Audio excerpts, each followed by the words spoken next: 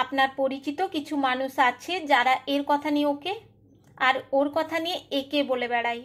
আপনি হয়তো বিশ্বাস করে কোনো একটা কথা তাকে বললেন, দেখবেন যার সম্পর্কে কথাটা বলেছিলেন সেই কথাটি ঠিক তার কানে তুলে দিয়ে এসেছে। সকলের কাছেই ভালো মানুষ সেজে থাকাটাই এদের কাজ। এমন ভালো মানুষ সেজে থাকা মানুষটির সাথে আপনি কি সম্পর্ক রাখবেন জানি না কে কি করেন, তবে আমি এদের সাথে সম্পর্ক রাখি। আমি মনে করি এদের মতো উপকারী প্রাণী একটিও নেই। কেন জানেন? যে কথাটা আপনি কাউকে বলতে চাইছেন সে আপনার বন্ধুই হোক বা শত্রু, অথচ বলতে পারছেন না। হতে পারে সেটা কড়া ভাষার ডোজ, বা ইগনোর করার মতো কোনো ব্যাপার, বা আপনার খারাপ লাগার মতো কোনো বিষয়। আপনি তখন একটু রসিয়ে বসিয়ে এদেরকে কথাটা শুধু বলুন।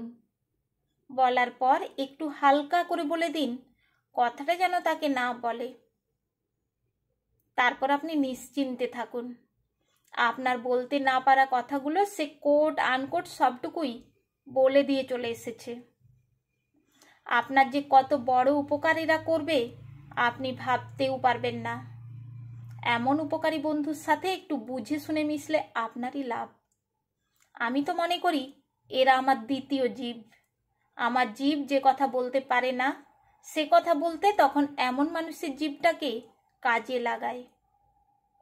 কলমে সরজিৎ ঘোষ।